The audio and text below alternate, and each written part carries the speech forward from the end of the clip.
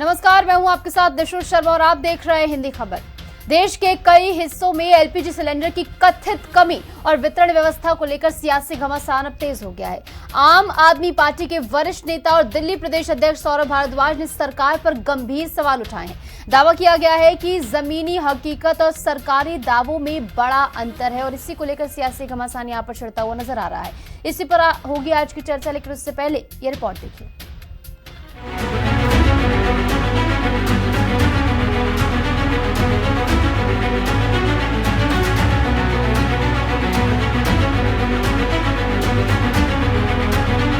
आम आदमी पार्टी के दिल्ली अध्यक्ष सौरभ भारद्वाज ने कहा कि केंद्र सरकार दावा कर रही है कि स्ट्रेट ऑफ हॉर्मुज से भारत के लिए सप्लाई सुचारू रूप से जारी है, एलपीजी उत्पादन बढ़ा है और किसी तरह की कमी नहीं है।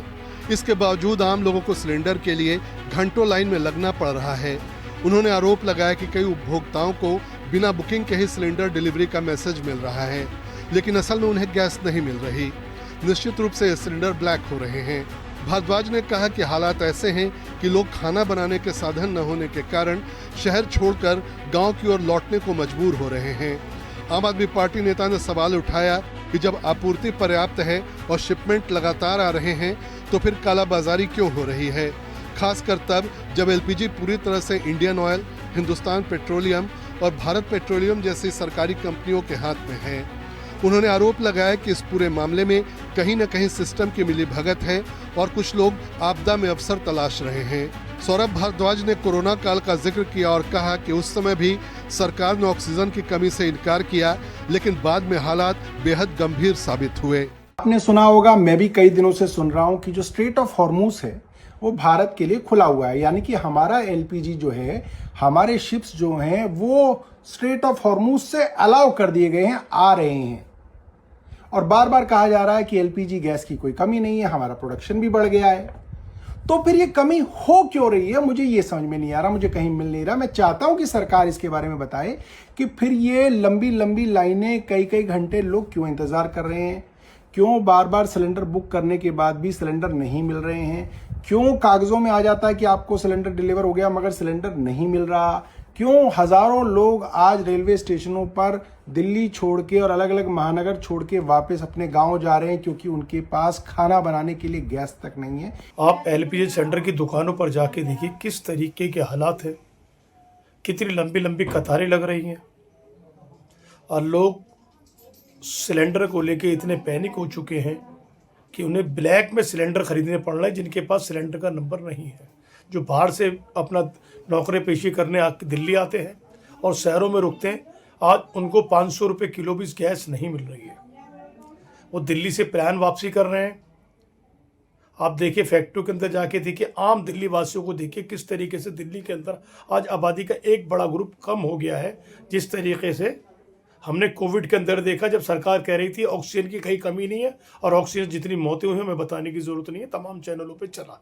भारतीय जनता पार्टी ने इन आरोपों को खारिज करते हुए कहा कि देश में एलपीजी की कोई कमी नहीं है और सप्लाई चेन पूरी तरह सक्रिय है। पार्टी का कहना है कि सरकार ने उत्पादन और आयात दोनों स्तर पर पर्याप्त इंतजाम किए हैं।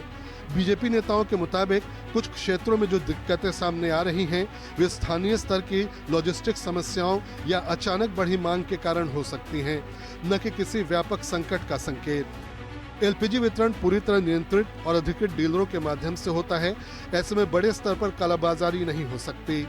पार्टी ने राज्य सरकारों और स्थानीय प्रशासन से अपील की है कि वे वितरण व्यवस्था पर नजर रखें और किसी भी तरह की अनियमितता पर सख्त कार्रवाई करें।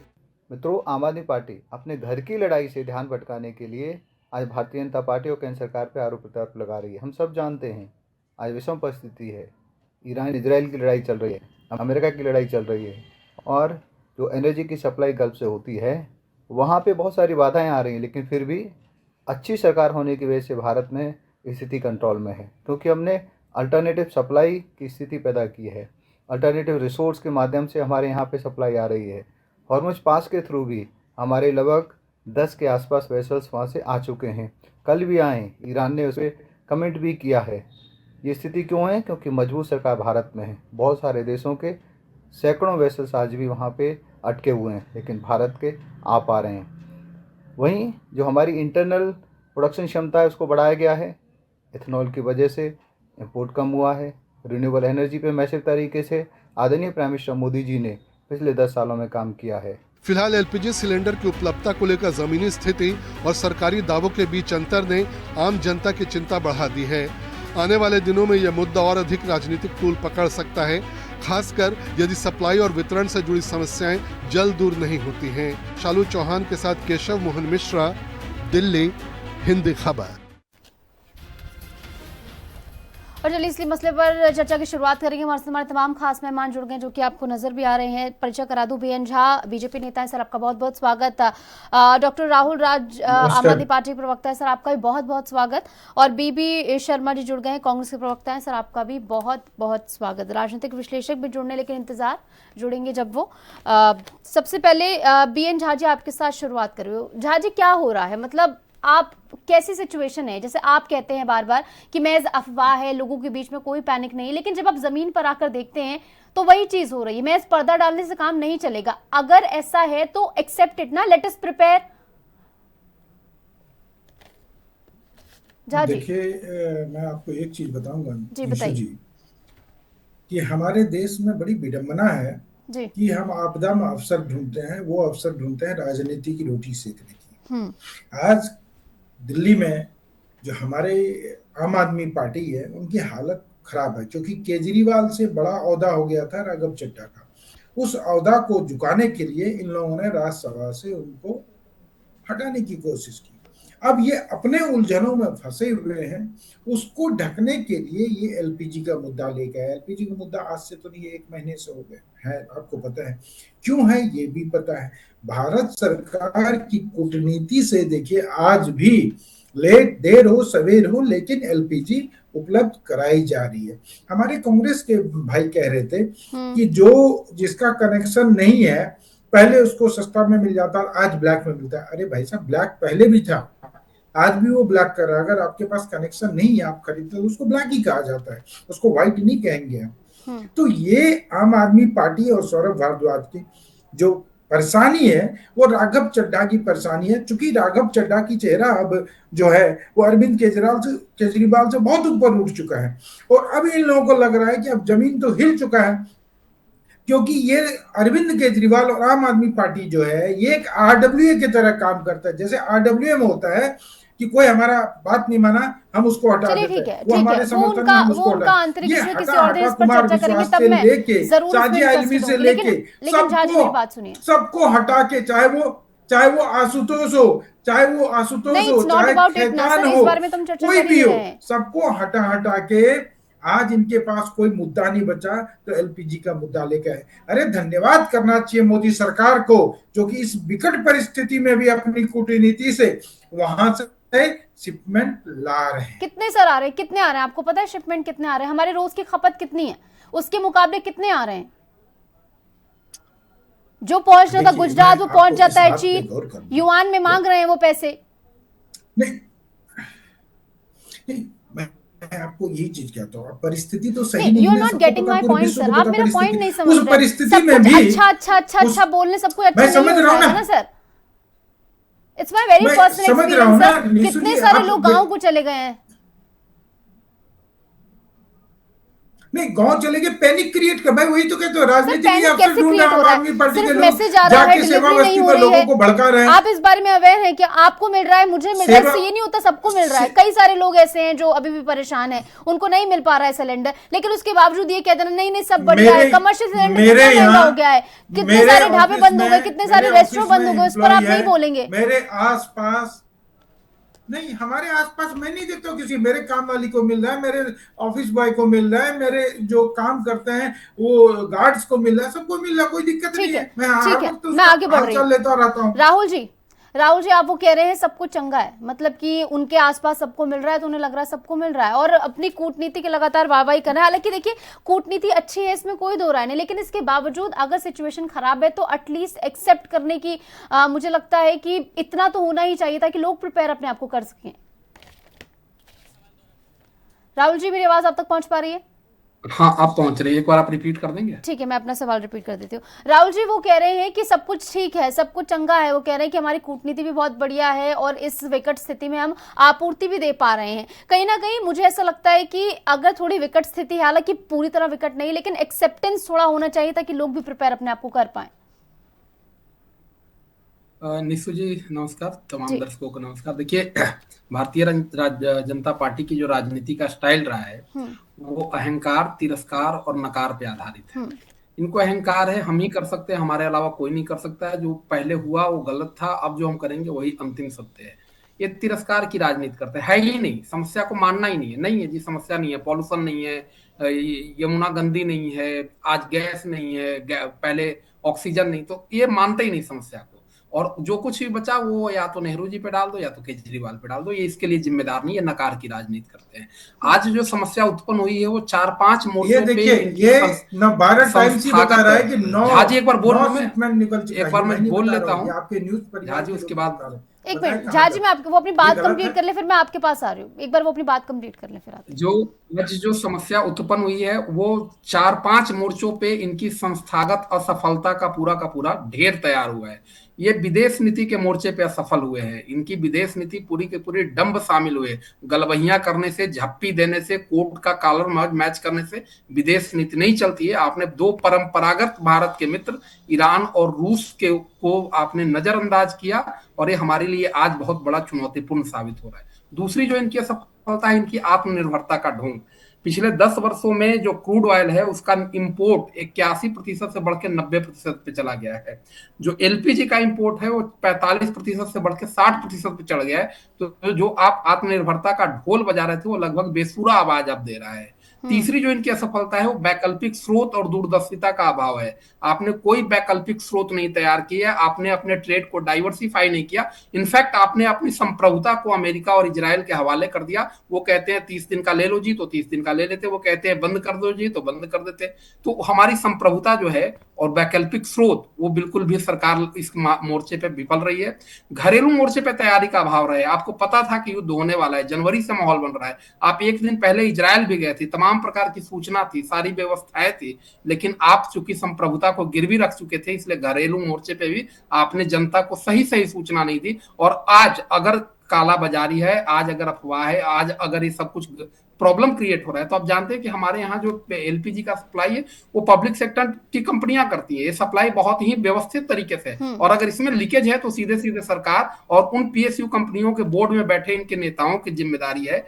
और सबसे आखिरी बात मैं आपसे कहना चाहूंगा, प्राथमिकता के चुनाव में सरकार की लापरवाही नहीं है बल्कि एक अगंभीरता और साजिश है। आज देश के अंदर एलपीजी का अभाव है और प्रधानमंत्री जी असम में चाय की पत्तियां चुन रहे हैं, नाच गाने का कार्यक्रम देख रहे हैं। इनकी पूरी राजनीति के केंद्र में चुनाव और चुनाव है। अंतिम सत्य चुनाव है, सत्ता में रहना अंतिम सत्य है। अब देश के अंदर से, दिल्ली के अंदर से बिहार उत्तर प्रदेश के लोग भाग रहे हैं, मजबूर हैं, उनको सस्ता सिलेंडर नहीं मिल रहा है। तो इनके लिए बस एक ही बात कहा जाना चाहिए कि तुम्हारी फाइल में गांव का मौसम गुलाबी है मगर ये आंकड़े झूठे और ये दावा किताबी है। लोग आनंद विहार से लाइन लगा के अब दिल्ली छोड़ने को मजबूर है। ठीक है झाजी, मैं ठीक है राहुल जी, झाजी मैं आपके पास आऊंगी, लेकिन इससे पहले ओपनिंग रिमार्क में ले लूं। हमारे साथ बीबी शर्मा जी भी जुड़े हुए हैं। तो शर्मा जी जरा आप बताइए कि ऐसी सिचुएशन है, अब बीजेपी के पास कोई अलादीन का चिराग तो है नहीं कि रगड़ते ही एलपीजी आ जाएगी। तो कहीं ना कहीं एक विकट स्थिति है, लेकिन हम कहें कि इस विकट स्थिति में भारत कैसा परफॉर्म कर रहा है, अभी आपको किस तरीके से आप इसका आकलन करेंगे, और कहें कि जो आरोप प्रत्यारोप का दौर लगातार जारी है उस पर आपका क्या कहना? देखिए, जो आपने तो बात कही कि अलादीन का कोई चिराग तो नहीं है, लेकिन मुझे एक बात याद आती है, जब हमारे प्रधानमंत्री मोदी जी इजराइल जाते हैं और इजराइल को जाके अपना फादरलैंड घोषित कर देते हैं, तो उस फादरलैंड की जिम्मेदारी इतनी भी नहीं बनी कि वो अपने सच को ये बता सके कि मैं 2 दिन बाद हमला करने वाला हूं, आप अपनी वैकल्पिक व्यवस्था कर लीजिए। पहले तो इन्होंने भारत माता के आत्मसम्मान के साथ समझौता करा। हम भारत माता कहते हैं, और ये कहा कि इजराइल को अपना फादरलैंड क्या है। फादर और देख लीजिए, दोनों को कंपेयर मिला के देख लीजिए कि इनका मतलब क्या निकलेगा, किस तरह से इन्होंने भारत माता का अपमान करा। और उसके बाद पूरा देश सिलेंडर की किल्लत से परेशान है। और हमारे साहब जो है, एक चीज सुनाता हूं मैं आपको, सिलेंडर सर दिखाई नहीं दे रहे, पर एक बार आप कह के बताएंगे तो मुझे लगता है ज्यादा समझ में आएगा दर्शकों को। जी, हमारे प्रधानमंत्री महोदय चुनाव प्रचार पे सिलेंडर की बात ना करके धुरंधर की बात कर रहे हैं। कितनी संवेदनशीलता है ना, पब्लिक के मुद्दों पर कितनी संवेदनशीलता दिखा रहे हैं। केरला फाइल आई, कश्मीर फाइल आई और धुरंधर, अब उनके बारे में बात करिए, सिलेंडर के बारे में बात नहीं करिए। अभी भाई साहब हमारे बीजेपी के प्रवक्ता साहब अभी दिखा रहे थे मोबाइल पे कि देखिए जी नवभारत टाइम्स की, तो मैं भी कुछ खबरें दिखा देता हूँ, ये देखिए, ये भी अखबार की खबरें हैं। क्या इस लिखा तरह है की सर, लाइनें एक लगी पड़ी बार हैं। आप पढ़ के बताइए जरा। जी जी जी। रेस्तरां की रसोई में दिखने लगा इलेक्ट्रिक चूल्हे का राज, गैस की कमी के कारण कारोबार प्रभावित, धूप और धुएं से हो रहा सामना, एजेंसी के चक्कर काटने को लोग मजबूर, भंडारे के लिए नहीं मिली गैस, बिल्कुल, प्रवासी मजदूरों को। और ये बात तो सामूहिक छिपाई चूल्हे का नहीं छुप सहारा। रही है, मुझे लगता है ये बात तो बिल्कुल भी छिपाई नहीं छुप रही है। करारी में लगता है बड़ा पूरी दिहाड़ी।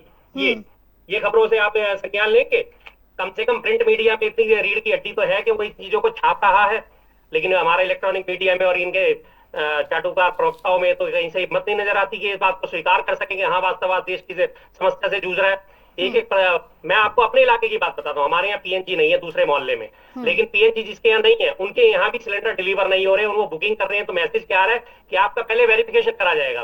वेरिफिकेशन किस बात का होगा जब उस इलाके में पीएनजी है ही नहीं, तो वेरिफिकेशन किस बात का। 8 दिन आज हो गए उन्हें सिलेंडर बुक करे हुए, अभी तक उनका वेरिफिकेशन का मैसेज नहीं है कि आपका वेरिफिकेशन कंप्लीट हो गया है या आपको सिलेंडर मिलेगा या नहीं मिलेगा। आज ही अखबार में खबर आई, रेखा गुप्ता जी ने कहा कि 1,11,000 सिलेंडर की बुकिंग हुई और हमने 1,27,000 डिलीवर कर दिए। अगर 1,27,000 डिलीवर कर दिए तो ये इतने प्रवासी मजदूर जो है आनंद विहार बस अड्डे पे, रेलवे स्टेशनों पे, गुजरात में क्यों पलायन कर रहे हैं। और ये दिन का गृह प्रदेश गुजरात है। गुजरात की हालत आज आपने देखी, टाइल उद्योग कितनी बुरी तरह बर्बाद हुआ पड़ा है, टाइल्स नहीं मिल रही है, टाइल्स नहीं बन रही है, वहां के मजदूर सारे पलायन करने को मजबूर है। और नोएडा में 152 फैक्ट्रियां जो है वो बंद हो गई है गैस की कमी के कारण, लेकिन वो इन सब चीजों को नहीं दिखेगा क्योंकि इन लोगों की हटधर्मी तो इतनी जबरदस्त है ना, ये अपनी कमी कभी मानते नहीं है, ये अपनी कमी कभी स्वीकार नहीं करते कि हाँ हमसे गलती हुई है और हमें इस चीज के बारे में रिग्रेट है, इस चीज का हमें पछतावा है, लेकिन ये दूसरों के ऊपर ठीक रहा फोड़ेंगे जरूर फौरन, नहीं उन्होंने ऐसा करा तो हमने ऐसा करा था, उन्होंने ऐसा करा तो हमने ऐसा करा था। आज अभी आपने अपनी रिपोर्ट में बताया कि एक जहाज हमारे भारत की तरफ आ रहा था और वो चीन की तरफ मुड़ गया, कितनी कूटनीतिक विफलता है, किस लिए गया वो चीन की तरफ। भारत में आज इतनी भी ताकत नहीं बची क्योंकि पैसों कि वो अपने आने वाले जहाज को अपने बंदरगाह पर लैंड करवा सके, उसे वहां पे उसका लंका डलवा सके, नहीं है बिल्कुल भी, क्योंकि प्रधानमंत्री के मामले में। हमारे साथ विश्वनाथ मिश्रा जी भी जुड़ गए, राजनीतिक विश्लेषक हैं। विश्वनाथ जी जरा पहले सर आपका बहुत बहुत स्वागत, और इसी के साथ इस पूरे सिचुएशन पे जरा हमें आकलन करके बताइए क्या हो रहा है, मतलब कहीं की एक्सेप्टेंस नहीं है इस बात की या सच में भारत में एक पैनिक क्रिएट हो रहा है, आप बताइए जरा। धन्यवाद निशु जी। निशु जी देखिए, जो परिस्थितियां अभी हैं, वैश्विक समस्या है, ये वैश्विक समस्या मुंह बाए खड़ी है।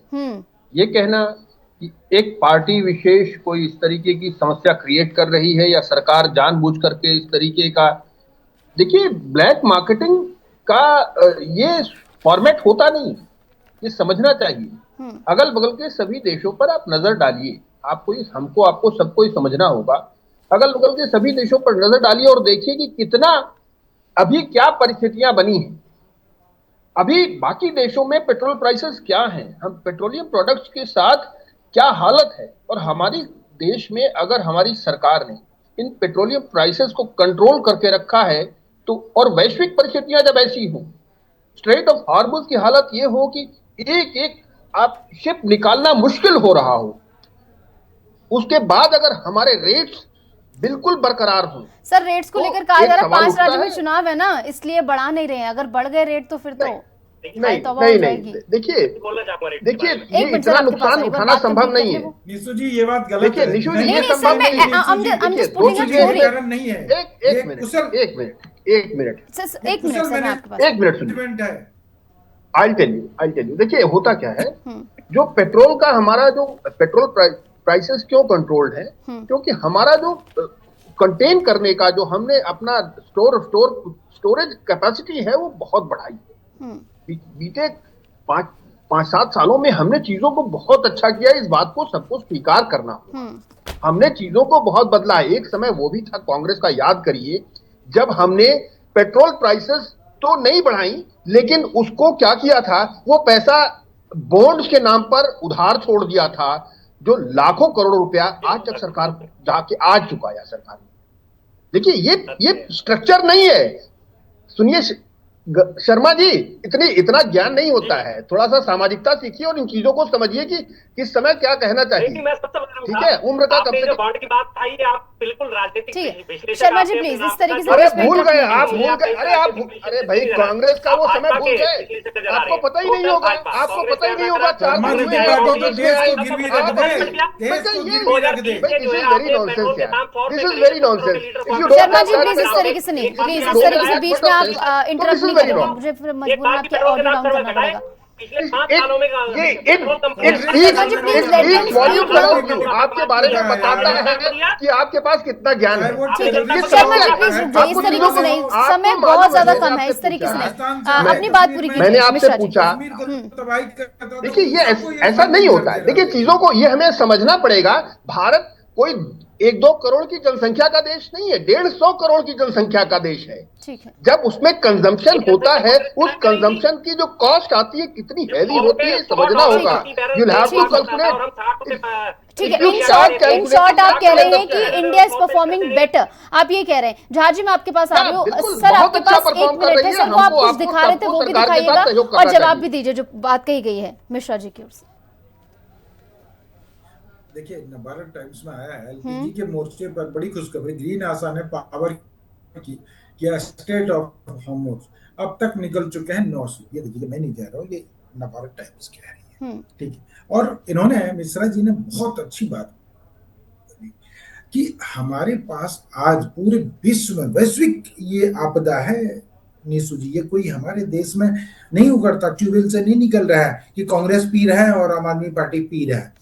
ये कोई कांग्रेस और आम आदमी पार्टी के घोटाला नहीं है, ये बहुत बड़ी आपदा जिसमें कि मोदी सरकार, माननीय प्रधानमंत्री मोदी जी की कुशल राजनीति और हमारे श्री जयशंकर जी की कुशल विदेश नीति के कारण। ठीक है सर, इसमें कोई दो राय नहीं, लेकिन मेरा एक सवाल, हमारा 913 रुपये में जो है दिल्ली में 913 रुपये में मिल रहा है प्रतिदिन है, लेकिन 2-4 दिन में एक शिप आता है लगभग 40,000 टन लेकर, आधे दिन की खपत। बस बात इतनी है कि एटलीस्ट आप लोगों को अवेयर कीजिए इस बारे में। नहीं कर रहे हैं हम लोग, लेकिन ये जो बैठे हैं कांग्रेस और आम आदमी पार्टी, बेरोजगार पार्टी, ठीक है, इनको क्या नेगेटिविटी से साथ आपको रोक रहे हैं इस बीच, समय हमें इतनी की इजाजत देता है। बहुत बहुत शुक्रिया आप सभी जुड़े इस मसले पर, आपने इस चर्चा में हिस्सा लिया। तो कुल मिलाकर यहाँ पर रात छिड़ती हुई नजर आ रही है। फिलहाल की इस चर्चा में इतना ही। आप देखते रहिए हिंदी खबर। नमस्कार।